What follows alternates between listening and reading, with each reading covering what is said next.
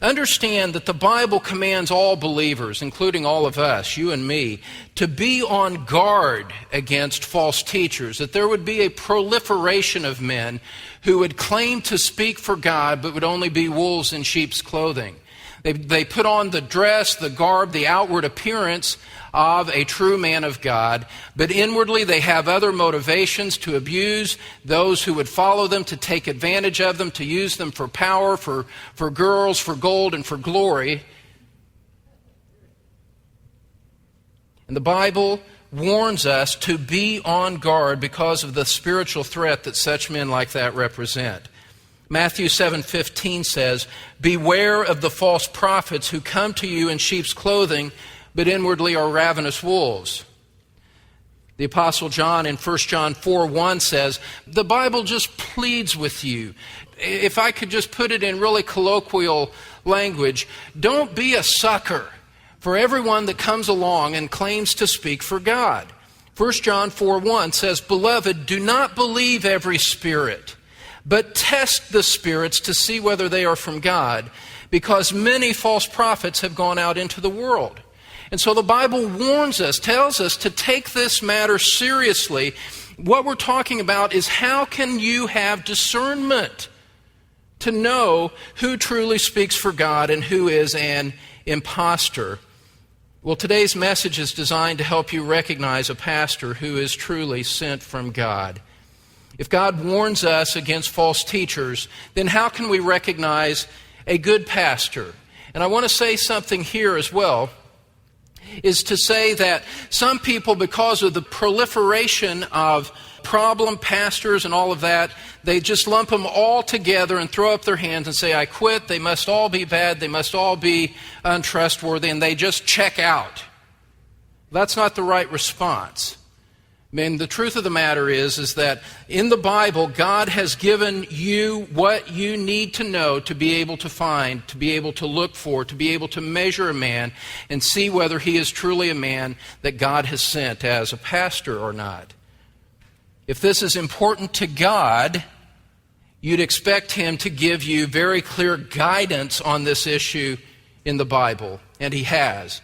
Clear, unmistakable guidance in the Scriptures that would help you recognize a good pastor, one truly sent from God. And here's the starting point. Here's the starting point for all of it.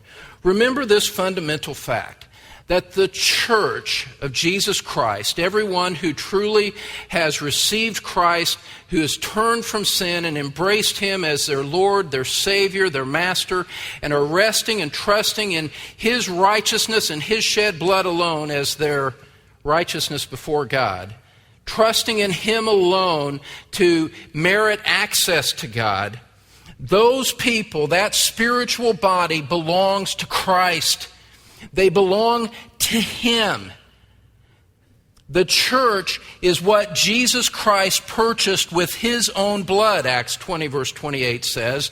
Christ bought the church with His own life and blood, with His resurrection. The church belongs to Him. It's His church. It's not a pastor's church.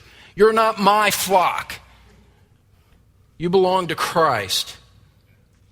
And so, because the church belongs to Christ, we must choose pastors according to Christ's criteria, to the standards that Christ has established, what Jesus wants. That's pretty basic and fundamental, isn't it? Isn't that obvious? If it belongs to Christ, then the people that would lead the church of Christ should conform to the pattern that Christ Himself has set. Isn't that simple? It's simple. This is easy. And so, there's an implication from that you need to understand. The pastor's job, the pastor's responsibility is not to be what the world wants him to be. What the unsaved religious editors and major newspapers say about what a church should or shouldn't be doing, what a pastor should or shouldn't say, is absolutely irrelevant. It's absolutely irrelevant. They have no prerogative whatsoever to speak into the church and say what the church should be if they don't love Christ, because it's not their church. The church belongs to Christ. And so what he says is the only thing that matters. What his criteria are the preeminent priorities. And stated in a different way, and with a twinkle in my eye, you might say, it's not the pastor's job to satisfy the grouchiest person in the congregation and make them happy, because that's just, the priority is vertical for the pastor. He is responding to the responsibilities that Christ has laid upon him. And the fact that there are unsanctified people in a large congregation, none of them within the walls of this room, mind you. I was saying this with a twinkle in my eye, okay?